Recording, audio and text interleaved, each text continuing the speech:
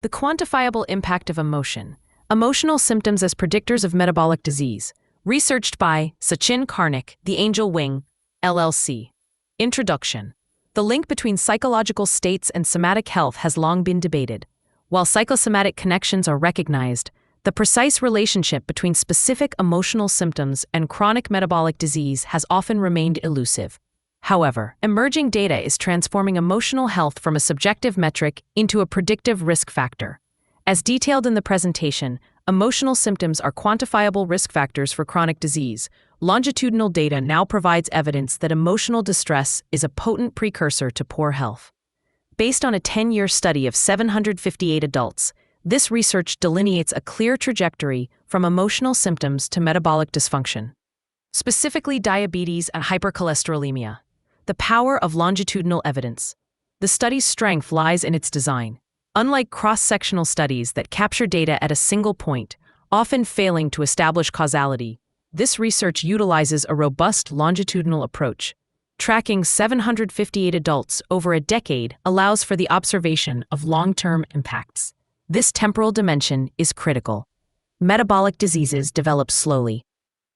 By isolating elevated emotional symptoms at baseline and monitoring subjects for 10 years, researchers effectively filtered out reverse causality. This methodology demonstrates that psychological factors precede physical disease, strengthening the argument that emotional distress is an active risk factor rather than a byproduct of illness. Depressive symptoms and diabetes risk. A key finding concerns the link between depressive symptoms and glucose metabolism. The study focused on individuals with elevated depressive symptoms, DG, revealing a stark correlation. These symptoms were significantly associated with an increased risk of diabetes. The risk is quantified by an odds ratio OR of 2.08. In epidemiology, an OR represents the strength of association. An OR of 2.08 indicates that individuals with elevated depressive symptoms are more than twice as likely to develop diabetes compared to those without. This statistic suggests depression acts as a physiological stressor. Mechanisms likely include chronic overactivation of the hypothalamic pituitary adrenal (HPA) axis. Elevated cortisol, common in depression, can induce insulin resistance and visceral fat accumulation, paving the path toward type 2 diabetes. Behavioral factors associated with depression may further compound these risks. The compounding burden of comorbidity. The research further explores comorbid conditions, specifically the simultaneous presence of depression and anxiety, DAG. The study examined how this dual burden impacts cardiovascular risk, particularly hypercholesterolemia, high cholesterol.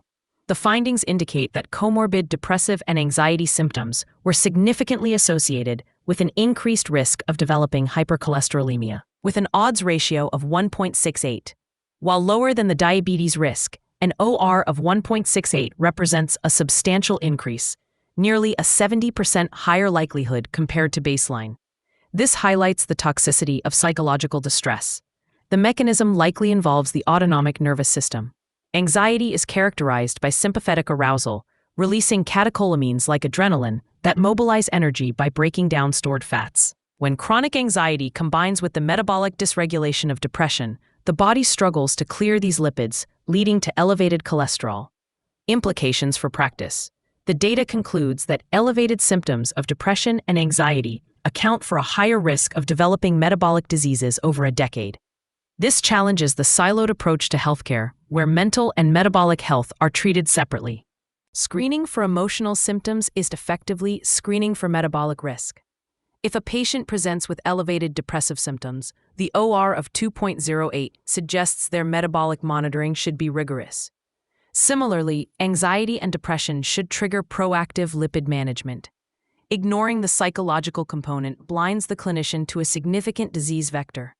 Conclusion: the research by Sachin Karnik and the Angel Wing, LLC, marks a pivot point in understanding chronic disease. By assigning specific odds ratios to emotional states, the study moves the mind-body connection to evidence-based medicine. It demonstrates that the physiological consequences of emotional distress are measurable and specifically directed toward metabolic dysregulation. Ultimately, preserving mental health is a fundamental necessity for metabolic stability.